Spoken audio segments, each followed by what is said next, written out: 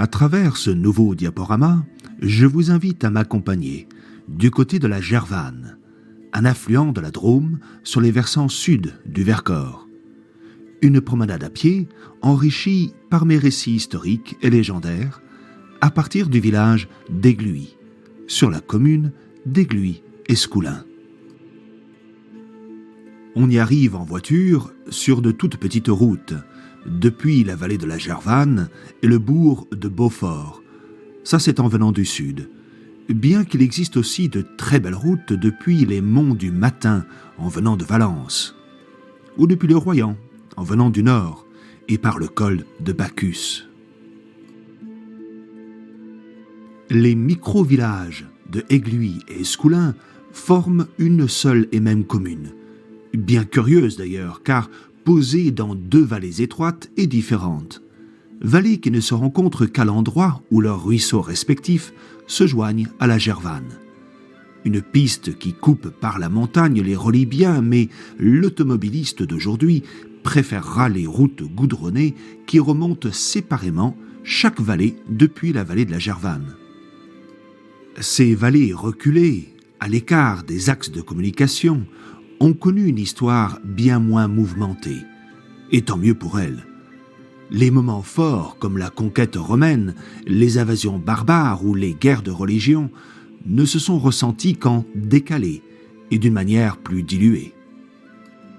Au début du XXe siècle, elles n'étaient encore reliées au monde extérieur que par leurs pistes montagnardes, à leur chef-lieu de canton, Saillant. C'est pour cette même raison qu'en 1971, lorsque Aigluy, village de Creux perché, et Escoulin, village de Creux, décidèrent de fusionner, elles restèrent dans le canton de Saillant, et ceci malgré la construction des nouvelles routes depuis la Gervanne. Au cœur de la commune, on trouve le mont Merly, surveillant les deux vallées d'un seul regard. Et comparé à d'autres promenades que nous proposons dans notre série, eh bien je propose ici un itinéraire vraiment accessible à toutes et à tous. Une boucle par des chemins forestiers faisant le tour du Merly à partir du village de Aigluy, à 600 mètres d'altitude, jusqu'au plan de Véro, 150 mètres plus haut, pour revenir à Aigluy après avoir parcouru environ 4 kilomètres. Mais avant de nous lancer, faisons connaissance avec la vallée et l'histoire d'Aigluy. L'une des plus anciennes traces écrites remonte à la fin du XIIe siècle et mentionne une seigneurie du nom de Aigle-Donhomme. Alors Donhomme ou Don étant incontestablement un terme celtique qui désigne une forteresse, d'où la traduction du nom en forteresse de l'Aigle. Une référence à n'en point douter à une place forte des Celtoligures, Vaucons, au pied du mont Élu, sur lequel se tenait un refuge protégé et une tour de guet. Une fois le territoire des Vaucons incorporé à l'Empire romain, la piste montagnarde qui passe par le col de Fonteuse, en venant de l'antique pas de Romanon sur la rivière Drôme, au niveau de Saillant, fut améliorée et en grande partie pavée. Après les conquêtes barbares, sous la suzeraineté germanique des Burgondes, puis des Franques, les seigneurs locaux firent construire une tour fortifiée au sommet du mont Élu. Une grosse tour en dur, tel un véritable château, et non pas en bois, comme souvent à cette époque. Commença alors l'époque médiévale, associée à la féodalité et sa politique d'obligation et de service entre les rois et les familles nobles d'Aigluy. Vers la fin du Moyen-Âge, ce même château attirera la convoitise des troupes de Raymond de Turenne, surnommé le Fléau de Provence. Il participa tout d'abord à la guerre de Cent Ans, puis aux guerres menées par les papes en Avignon. Et avec ses troupes se livra aussi à des pillages organisés comme une véritable bande de routiers. Aigluy était devenu un refuge pour une partie de son armée. Mais la garnison maltraita tellement la population des alentours que les habitants du pays gervanais négocièrent un prix très élevé pour que les soldats évacuent le château et quittent la région pour de bon. Au début du XVe siècle, on fit même détruire le château pour éviter tout retour. Et il n'en reste donc rien, hormis la citerne du donjon.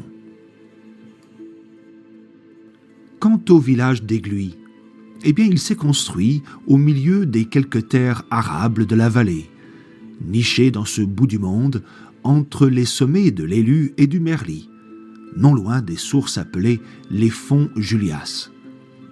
Avec moins de 30 habitants, le village est d'ailleurs étonnamment vivant, avec sa galerie d'art, sa buvette, appelée la clandestine, et sa distillerie de lavande et herbes aromatiques. Un village fleuri aussi, qui, au beau jour et à la floraison des roses, baigne dans d'exquis parfums.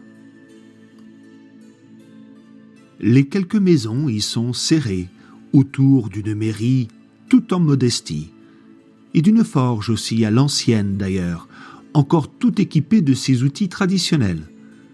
Sa petite église, Saint-Étienne, fut construite en 1890 par le maçon égloulinois Béranger, avec une voûte parapluie au-dessus du chœur, ah oui, et un confessionnal fait d'une simple planche grillagée, indiquant qu'à Aigluy, on n'a que de petits péchés à confesser. Eh bien, à présent, laissons notre minibus aux abords de l'église et gravissons le dernier bout de route goudronnée qui monte au col de Véro, sur les hauteurs du village. Cette montée nous offre de belles vues sur le mont Merly et une perspective qui ferait croire à la présence d'une pyramide drômoise. Et la neige, qui est tombée il y a quelques jours encore, nous offre un paysage hivernal absolument magique. Alors que les images vont défiler de notre promenade et que vous profiterez de ces paysages par écran interposé, je vais vous raconter une histoire. C'est mon habitude, vous savez, de raconter des histoires. Souvent historiques, parfois mythologiques, lorsqu'elles remontent au temps de la tradition orale, et parfois légendaires, lorsqu'elles sont attachées tout particulièrement à un lieu. Cependant, j'aime aussi beaucoup partager des contes philosophiques, c'est-à-dire une histoire dont le message est bien plus important que les événements, une histoire qui questionne nos certitudes et nous questionne sur le monde autour de nous et notre rapport aux autres, une histoire qui nous mène sur le chemin d'une sagesse oubliée ou bien ignorée. Il y a fort longtemps, après que les soldats de Raymond de Turenne s'en soient allés, vivait un vieil homme solitaire dans la tour abandonnée du mont Élu. Il était bien connu des habitants de Aigluy et même de toutes les vallées environnantes. Il avait perdu sa femme et la plus jeune de ses filles, suite aux exactions des routiers de Turenne. Était-ce la souffrance endurée ou la vie d'ermite qu'il s'était imposée, ou simplement un esprit plus éclairé que d'autres, mais le vieil homme était reconnu comme un sage, et les habitants du village se tournaient vers lui lorsqu'ils cherchaient une réponse.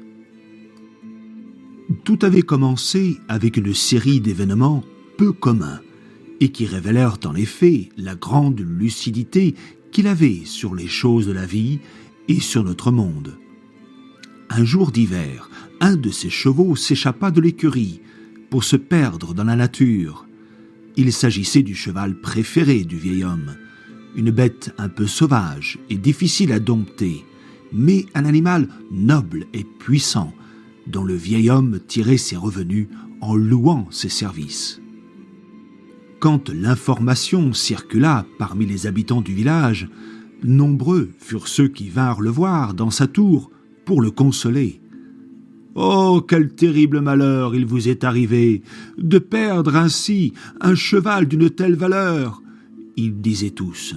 « Comment pourrez-vous survivre à présent ?» Le vieil homme leur répondit ceci. « Comment pouvez-vous être sûr qu'il s'agisse d'un malheur ?» Les habitants trouvaient sa réaction plutôt surprenante, voire même désinvolte. Mais quelques jours plus tard, le cheval sortit des bois et revint à travers les champs enneigés pour retrouver la tour du vieil homme. Et il était accompagné de 3 autres magnifiques chevaux qui n'appartenaient à personne dans le village. Le vieil homme les garda dans son enclos, s'en trouvant d'un coup plus riche qu'avant. Et les habitants, qui montaient le voir en admirant les chevaux, s'écrièrent « Quelle chance inouïe d'avoir retrouvé non seulement votre meilleur cheval, mais d'en avoir aussi trouvé 3 autres !» Le vieil homme, au lieu de s'exalter et de bénir l'occasion, eut à nouveau une réponse surprenante. « Comment pouvez-vous être sûr que c'est une chance ?» Certains des habitants trouvaient que le vieil homme était bien ingrat et qu'il ne savait pas reconnaître les bienfaits de la situation. « Ah, on aurait bien aimé que pareille chose nous arrive, à nous !» Sauf que, durant les semaines qui suivirent, le fils aîné du vieil homme avait tenté de dompter l'un des nouveaux chevaux. Mais ce dernier était si sauvage et si fort qu'en se cabrant violemment, le jeune homme fut désarçonné et tomba lourdement au sol, en se fracturant une jambe. À cette lointaine époque, voyez-vous, une jambe cassée n'était pas réparée aussi rapidement ni aussi bien qu'aujourd'hui. Le jeune homme mit beaucoup de temps à s'en remettre, et il devait se faire à l'idée de garder des séquelles à vie. L'infortune de ce jeune homme provoqua l'émoi des habitants qui, à nouveau, allèrent voir le vieil homme pour partager sa peine et lui offrir leur compassion. Ils disaient « Oh, quelle terrible malchance! Quelle horrible injustice que ton fils se soit cassé la jambe! Il ne te sera plus d'une grande aide à présent. » Avec toujours autant de détachement, le vieil homme leur rétorqua. « Comment pouvez-vous être sûr que c'est de la malchance ?» Et cette apparente légèreté fit à nouveau réagir les gens, qui se répétaient entre eux « Il est en plein déni de la réalité, il perd la tête, le pauvre vieux. » Mais quelque temps plus tard, le village connut à nouveau la malheureuse visite des troupes du vicomte de Turenne. Cette maudite armée avait besoin d'hommes pour se lancer contre les forces du pape Clément en Avignon, menaçant la population d'ignobles représailles. Les officiers enrôlèrent de force tous les jeunes hommes trouvés dans chacune des maisons du territoire. Le destin de ces jeunes hommes allait se jouer sur des champs de bataille ensanglantés. Lorsque les officiers arrivèrent à la tour du vieil homme, ils ne trouvèrent que de trop jeunes garçons et le fils aîné, avec une jambe cassée. Ils passèrent donc leur chemin, et puis quittèrent la vallée avec leurs recrues. Abattus et affligés par ce qui venait de se passer, craignant de ne plus revoir les plus âgés de leurs garçons, les habitants se tournèrent à nouveau vers le vieil homme. « Mais vraiment, mais quel heureux hasard que votre garçon ait été incapable de partir guerroyer. Quel bonheur, quelle chance de pouvoir garder à vos côtés l'aîné de vos fils. » Cette fois-ci, le vieil homme prit la décision d'en dire plus et de partager avec les villageois le fond de sa pensée. « Je refuse, dit-il, de me prononcer précipitamment sur le caractère bon ou mauvais d'une situation. Elle est, pour l'instant, ce qu'elle est, et pour le moment, Je n'ai pas à juger si l'événement est heureux ou malheureux. Vous êtes en revanche si empressé à formuler de tels jugements, alors qu'il ne faut jamais tirer de conclusions trop hâtives. Vous êtes-vous posé la question: qu'est-ce qui rend un événement ou quelqu'un bon ou mauvais? Comment le savoir pour sûr si vous n'avez pas toutes les cartes en main? Prenez par exemple celui qu'on appelle le fléau de Provence, Raymond de Turenne, dont les armées vous ont pris vos garçons. Est-ce une mauvaise personne parce qu'il s'en prend au pape Clément VII, ou est-il bon parce qu'il se retrouvait spolié de ses droits par un pape qui agit plus comme un tyran provocateur plutôt qu'un représentant de Dieu, empli de bonté et d'abnégation?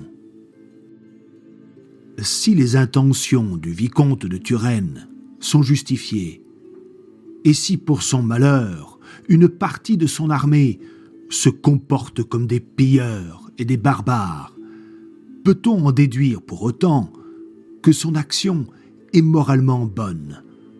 Ou est-ce que, malgré une part d'autorité qui lui échappe, est-ce que ses actions sont toujours mauvaises, quel que soit le contexte? Et puis, qui décide de ce qui est bon et de ce qui est mauvais? Si l'on se place du point de vue des aristocrates de Provence, des évêques de Die ou des antipapes d'Avignon, de Turenne est un paria de la pire espèce pour s'être rebellé contre leur autorité. Mais si on se place du point de vue des déshérités, de ceux qui ont été dépouillés de leurs droits, c'est un héros et ses actions sont justes. N'oublions pas que nous sommes de simples serfs sur les terres du roi et de ses vassaux, et qu'il a tous les droits sur nous, sur nos vies et sur notre mort.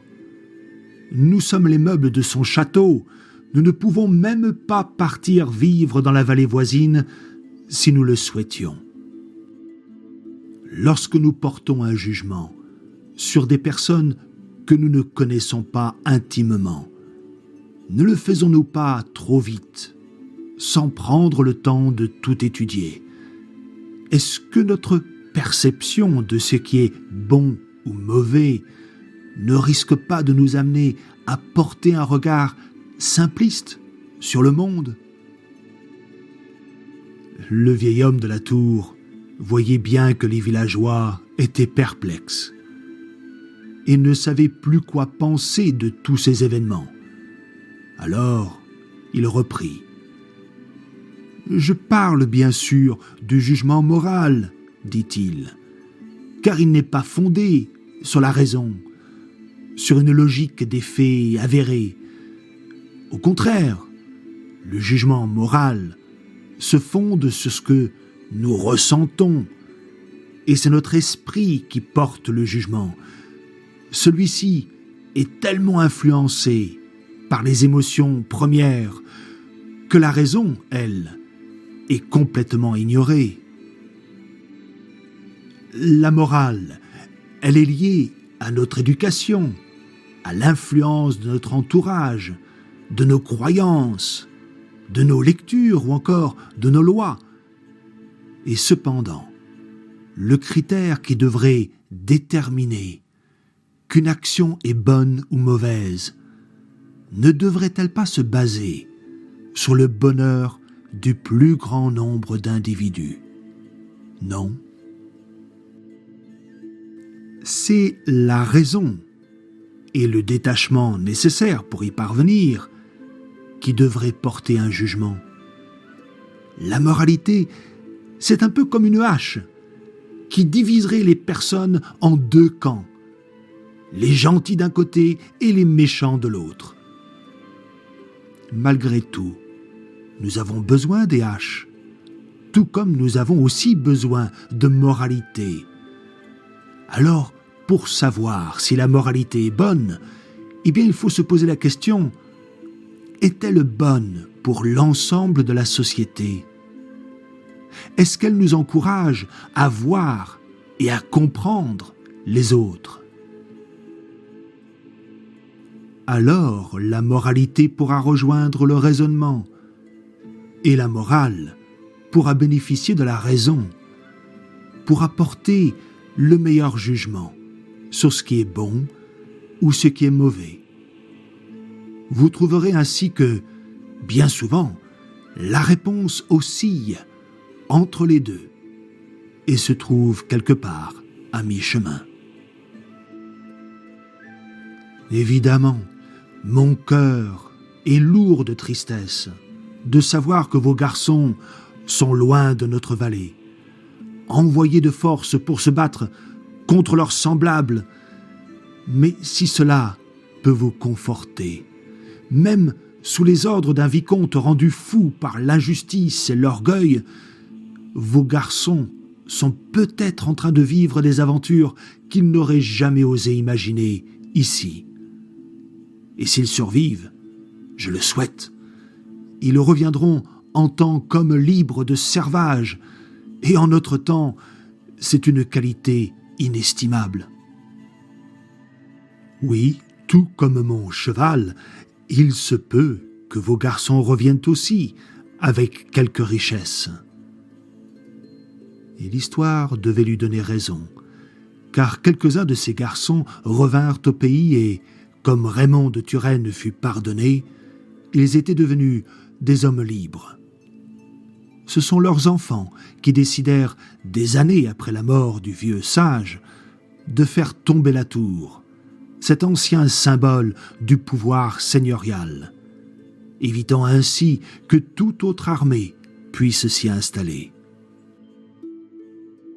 C'est d'ailleurs ce qui épargna la vallée d'Aigluy d'être trop touchée par les guerres de religion quelque temps après.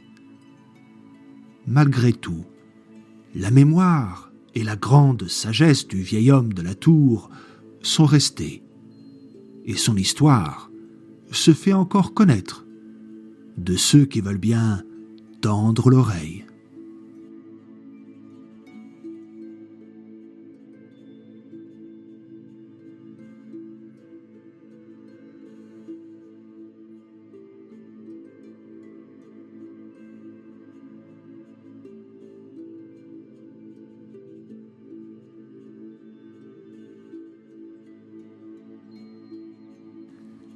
Notre vidéo vous a plu? Elle vous a fait passer un bon moment? Ou encore mieux, a-t-elle enrichi vos connaissances? Si oui, notre mission est accomplie. Et si vous souhaitez à présent nous soutenir dans cette période difficile que traverse le monde culturel et artistique, vous pouvez le faire avec un don. Votre aide nous est précieuse et participe à nos efforts, notamment pour créer d'autres vidéos, comme celle-ci. Dans ce cas, suivez le lien ci-dessous ou dans la description de la vidéo. Merci. Et comme il se doit sur YouTube, merci aussi de nous donner un coup de pouce en likant.